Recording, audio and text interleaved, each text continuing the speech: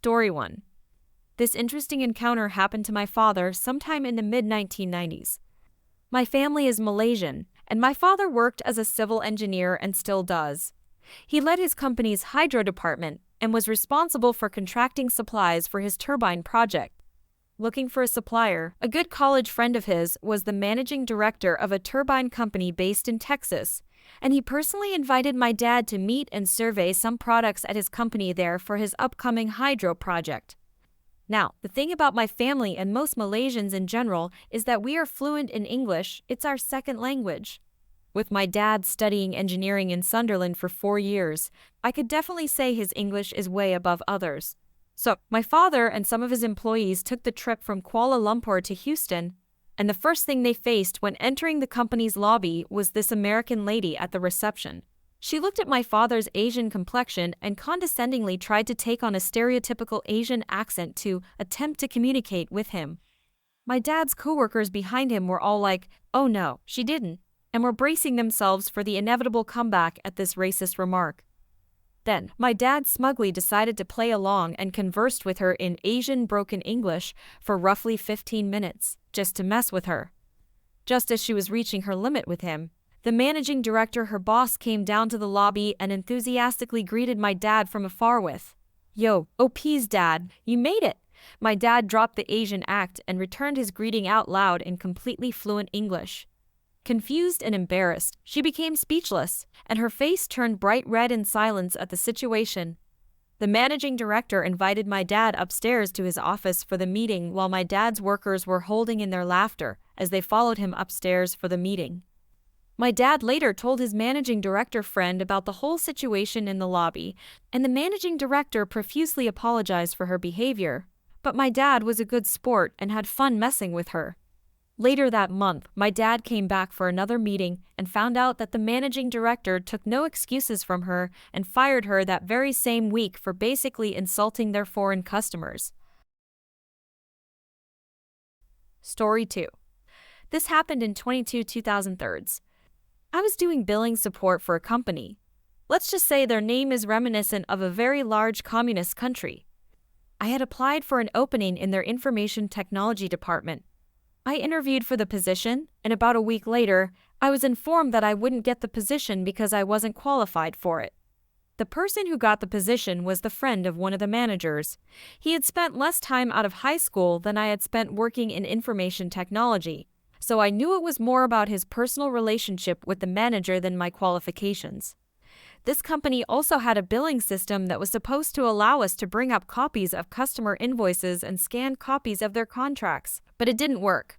This problem had been ongoing for more than a year. The information technology staff said there was nothing they could do to fix it. One day, I was poking around and I found the cause of the problem.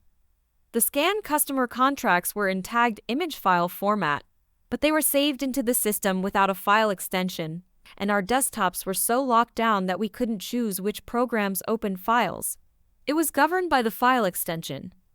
I found an old inactive customer's account, renamed the tagged image file format file, and when I clicked on the link, the contract opened. I found my manager and showed him. He asked me to show him how I did it. I refused. I said, "I am not qualified to work in information technology for this company, so obviously I don't know how to do the thing that I just did. Maybe you should ask one of the more qualified people in information technology." Lastly, I hit Ctrl-Z to undo the file rename. Story 3. Many years ago, when I was still in school, I was having an issue in one of my classes. The boy who was sitting behind me kept trying to undo my bra. I got fed up and asked if I could move to another seat. The teacher refused to let me, even after I explained why. He said, "Boys will be boys, so just ignore it." Then he told me that if I didn't sit down and do my work, I would have to go to the head teacher and explain exactly why I was being disruptive. I stayed standing and was sent out. I went to the head and explained everything, just like the teacher wanted me to. This head had only started at the school a few months before and had implemented a policy where interference with another's clothing was not tolerated. This was because of the many girls who had complained that the boys were messing with their bras and sometimes even their underwear. The head was very unhappy, especially about the boys will be boys comment, and she escorted me back to class and told me to sit wherever I wanted. She then asked the teacher and the boy to come out with her. The teacher came back in about 15 minutes later and apologized to me. I think the head made him because he didn't seem happy about it, and he studiously ignored me every class for about a fortnight. The boy hadn't come back into class, and in the afternoon assembly, everyone had found out that he was suspended for 3 days for what he did. It was probably a little unseemly how satisfied I was with the end result. I never heard that teachers send anyone to the head again. Story 4. I took a biology class my sophomore year in high school, and my teacher was pretty cool. She was laid back, funny, and didn't have your typical teacher vibe. She had set up a curse jar in the room, and the funds were used to pay for supplies. 25 cents if you swore, but $1 if you dropped an F-bomb. One day, we were doing some group work at tables, the ones with the Bunsen burner and the sink in the middle. Behind me was a kid that was particularly annoying and pretty talkative. Patrick was probably the type of kid who later went on to cure cancer or create Minecraft. Smart kid, but he was basically a 17-year-old Martin from The Simpsons. Anyway, we're all trying to do our work, and Patrick is getting on my nerves. He keeps making loud, bad jokes and poking his head in on our project, telling us what we were doing wrong. I asked him twice to just worry about his own table, but the third time, I lost it. I walked up to the front of the class, pulled out my wallet, grabbed $1, and put it on the teacher's desk. Turned around and said quite loudly, "Patrick, be quiet." I walked back to my table and sat down. The entire class was silent and was staring at me, and then the teacher. She looked down at the dollar bill on her desk and started laughing out loud. The rest of the class joined in, and Patrick shrunk into his seat. The teacher then said, "Well, he paid his $1." And that's the story of how I told a kid to be quiet in class without getting into trouble. Story 5. So when I was a kid, my parents made me read a manners book, which really annoyed me because I didn't want to, and I was the only one that had to. They told me I had to follow what the book said even though they had never read it themselves. Well, at one point, the book suggested, children should bring a book or other distraction to the table to keep them quiet during meals. Well, okay. You want me to read it? I'll read it when we're at the table. My parents tried to make me stop reading while we were eating, but I pointed out that they were the ones that told me to listen to what the book said, and the book told me to read at the table. And of course, I told my 2 younger siblings, who started bringing their handheld gaming devices to the table.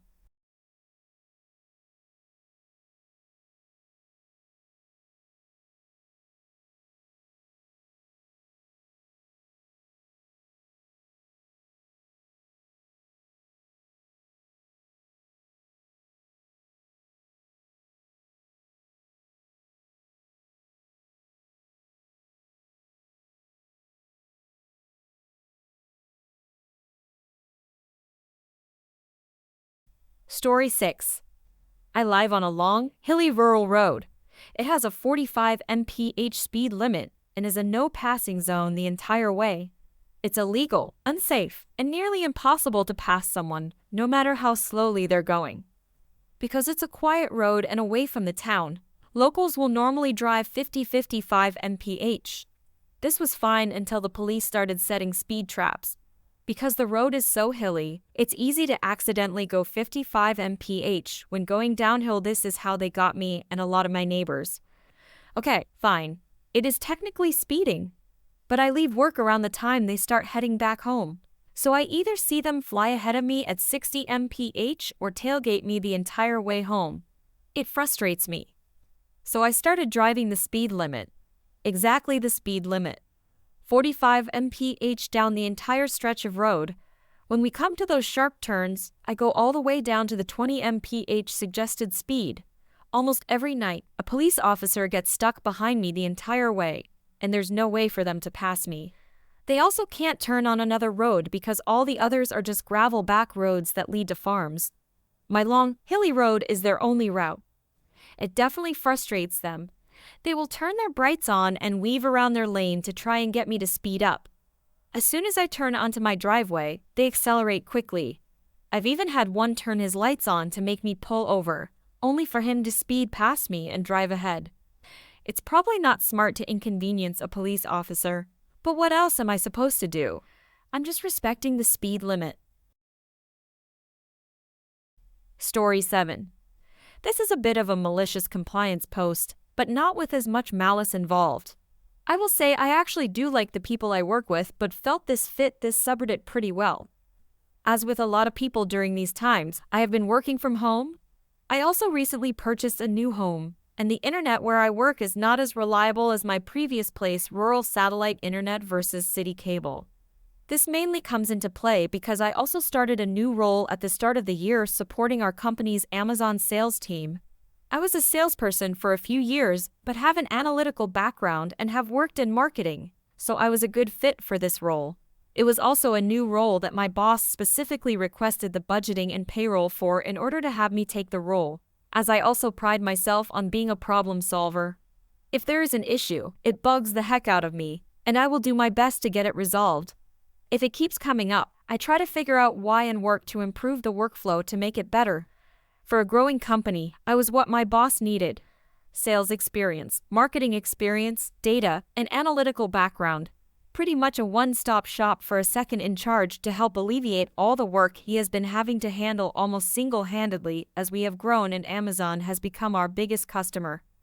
This all comes into play as recently Amazon has been having to get updated safety and compliance documentation for everything on their site.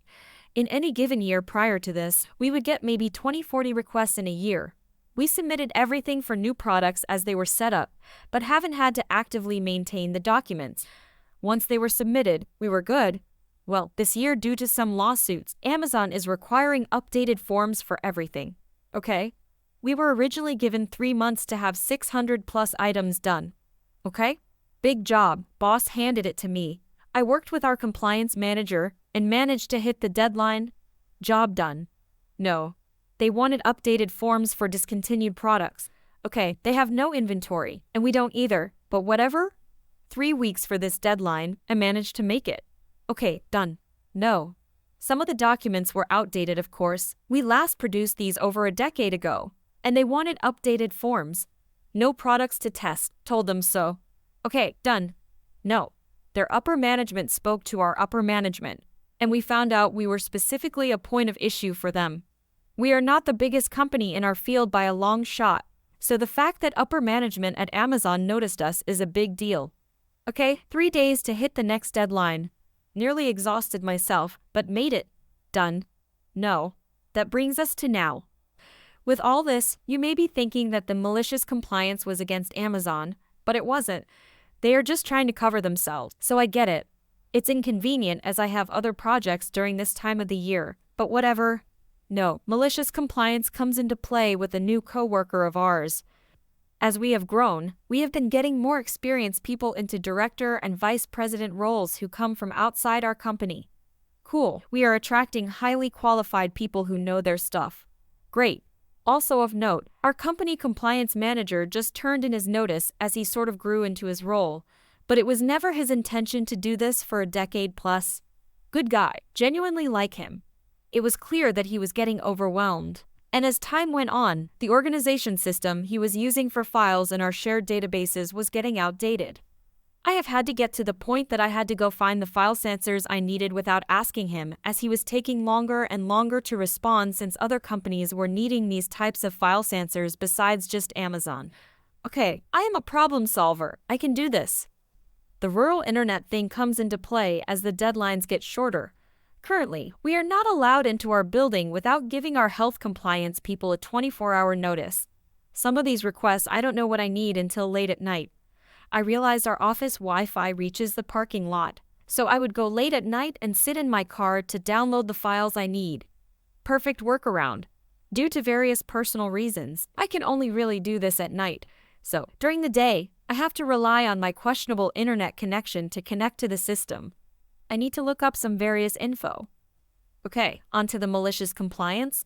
Our new operations director is in the process of preparing to sunset our current operations software that is a decade past when it should have been replaced.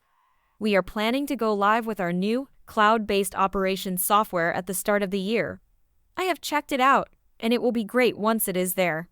However, I still need to use the old software. If I sit in the parking lot, I can access it as on-site with no issue, and it works great. But I can't sit out in my car for 8 hours, nor can I do it in the middle of the day. So, during the day, I have to remote access it, and it is unstable and slow as all get out. For context, the entire time it has taken me to type this has been as long as it has taken for a single click in the system to show the next prompt. Okay, it literally just showed the next one for context.